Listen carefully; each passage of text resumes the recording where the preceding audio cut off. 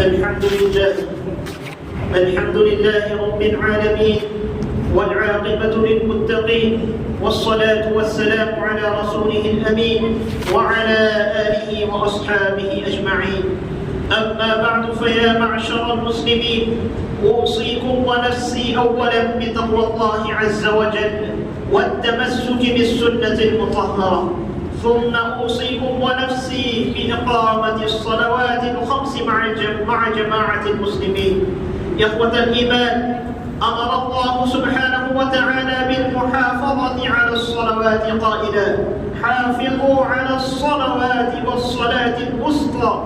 ويقول رسول الله صلى الله عليه وسلم: يتعاقبون فيكم ملائكة بالليل وملائكة بالنهار، ويجتمعون في صلاة الفجر وصلاة العشر، ثم يعرج الذين باتوا فيكم فيسألهم ربهم وهو أعلم بهم: كيف تركتم عبادي؟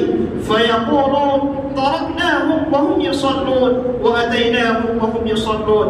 فحافظوا أيها المسلمون على هذه الفريضة التي فرضها الله سبحانه وتعالى على عباده، وأعطاها رسوله صلى الله عليه وسلم تحفة في ليلة المعراج.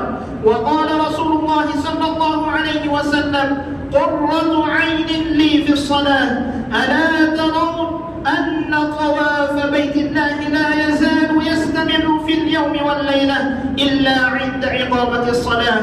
واعلموا أن أعظم المقاصد من بناء المساجد إقامة الصلوات الخمس فيها مع الجماعة. واعلموا أن في صلاة الجماعة أسرارا وحكما وصلاح المجتمع الإسلامي، فالمؤمن إذا يتعاهد صلاة الجماعة يشهد له بالإيمان، وإذا يتوضأ في بيته ثم يمشي إلى المسجد كأنه يزور الله فيه وحطت خطاياه ببركة الخطى، حتى أنه في ضمان الله، يعني في رعاية الله، حتى يرجع إلى بيته. قال رسول الله صلى الله عليه وسلم: رجل راح إلى المسجد فهو ضامن على الله حتى يتوفاه فيدخله الجنة أو يرده بما نال من أجر وغنيمة.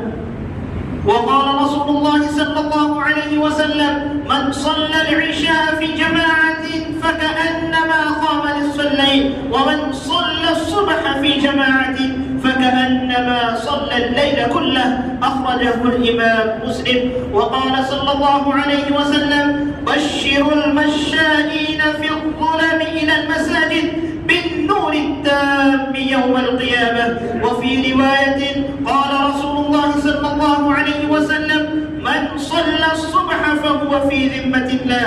وذلك كله يا معشر الشباب يدل على فضائلها ويحث الأمة على إقامة الصلاة مع الجماعة في بيوت الله، أي في المساجد. ويكفي لفضل الجماعة ما أخبر به رسول الله صلى الله عليه وسلم: صلاة الجماعة أفضل من صلاة الفرد ب27 درجة. ويكفي في ذلك أن الملائكة يحضرون فيها ويؤمنون بعد الفاتحة: اللهم ارزقنا جميعا وجميع المسلمين التوفيق لأداء جميع الفرائض والواجبات، خاصة لأداء الصلوات مع الجماعة. آمين يا رب العالمين. أقول قولي هذا وأستغفر الله لي ولكم ولسائر المسلمين من كل ذنب وخطيئة، فاستغفروه إنه هو الغفور الرحيم.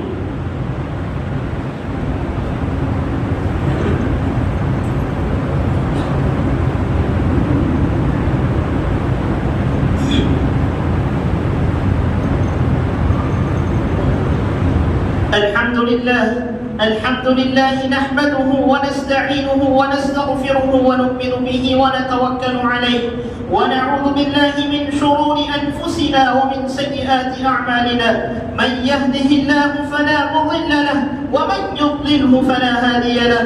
ونشهد أن لا إله إلا الله وحده لا شريك له، ونشهد أن سيدنا ومولانا محمدا عبده ورسوله. قال الله تبارك وتعالى في القرآن المجيد: والفرقان الحميد. أعوذ بالله من الشيطان الرجيم. بسم الله الرحمن الرحيم. إن الله وملائكته يصلون على النبي يا أيها الذين آمنوا صلوا عليه وسلموا تسليما. اللهم صل وسلم وبارك على سيدنا محمد وعلى آله وأصحابه وأتباعه وأزواجه وذرياته. قال النبي صلى الله عليه وسلم: أرحم أمتي بأمتي أبو بكر، وأشدهم في أمر الله عمر، وأصدقهم حياء عثمان، وأقضاهم علي، وفاطمة سيدة نساء أهل الجنة، والحسن والحسين سيدا شباب أهل الجنة، وحمزة أسد الله وأسد رسوله. اللهم اغفر للعباس وولده رضوان الله تعالى عليهم أجمعين مغفرة ظاهرة وباطنة لا تغادر ذنبا. الله في أصحابي لا تتخذوهم غرضا من بعدي، فمن أحبهم فبحبي أحبهم، ومن أبغضهم فببغضي أبغضهم. وخير القرون قرني، ثم الذين يلونهم، ثم الذين يلونهم. اللهم أعز الإسلام والمسلمين بالإمام العادل ذي القوة القاهرة والسلطة الظاهرة على الكفرة الباغية. واغفر اللهم لجميع المؤمنين والمؤمنات والمسلمين والمسلمات الأحياء منهم والأموات برحمتك يا أرحم الراحمين. أعوذ بالله من الشيطان الرجيم. إن الله يأمر بالعدل والإحسان وإيتاء ذي القربى وينهى عن الفحشاء والمنكر والبغي يعظكم لعلكم تذكرون.